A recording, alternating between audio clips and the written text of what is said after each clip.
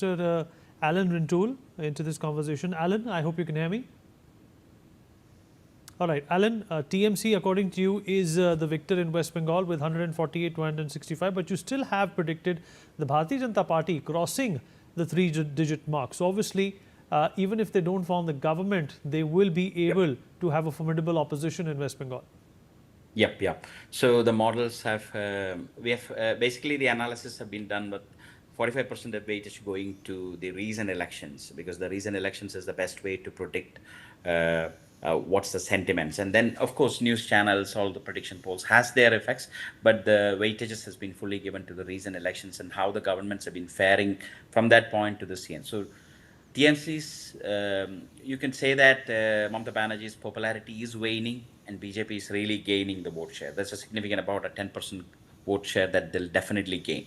So it's not going to be a really sweet victory for TMC. It's going to be a tough fight.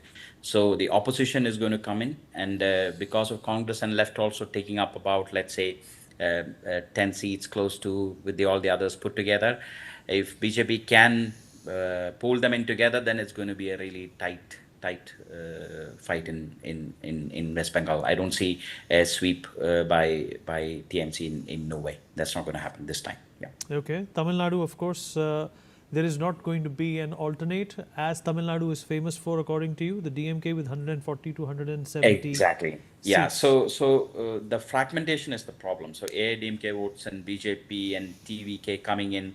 So it's not really, there's no real alternative that is being posed. So there's real popularity movements happening in the BJP side, but nothing that's going to really move the votes, because this Dravida sentiments are really huge there. So in that sense, they're going to get a better runway than Mamata Banerjee's case. So DMK will continue this. There's no doubt about that for Tamil Nadu. Yeah.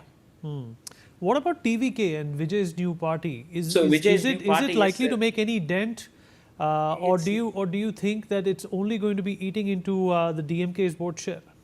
Yeah, because it looks like from the field, because it's our neighboring states, have been talked to a little people in the full random samplings happening. Most of the people who are really going with TVK are people who are looking for an alternative from DMK, because that is where it's going to fragment the opposition's vote rather than eating into DMK. So that's what the sentiments we see that on the random samplings we've done.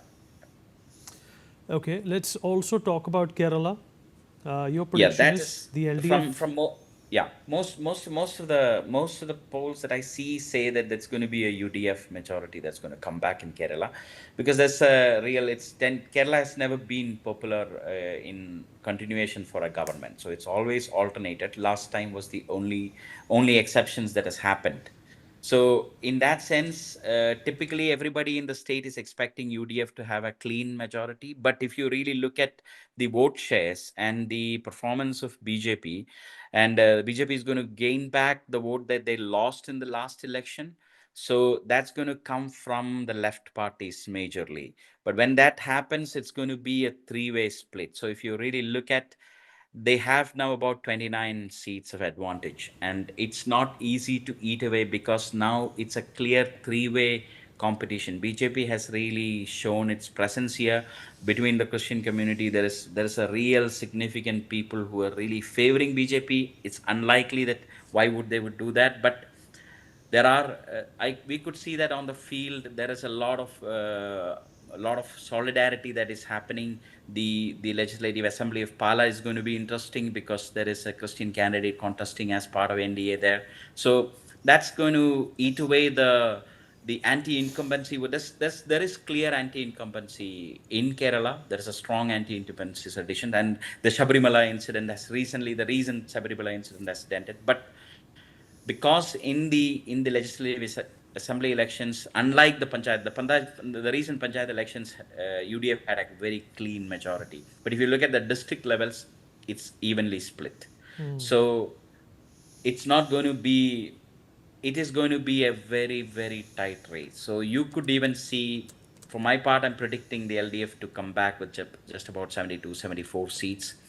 But you could clearly see maybe some smaller parties could switch post-election.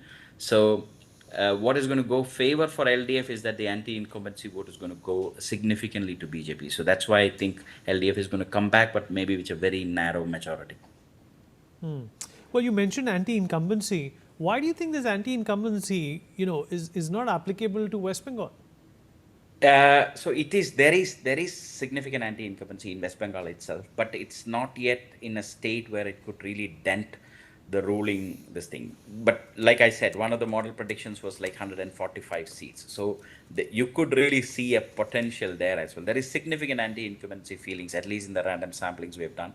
There is significant. That's why the BJP's vote share has significantly gone up. So depending on the demarcations, right, there could really be changes so that 145 could just come down. Then in this case, you really have a hung kind of a scenario.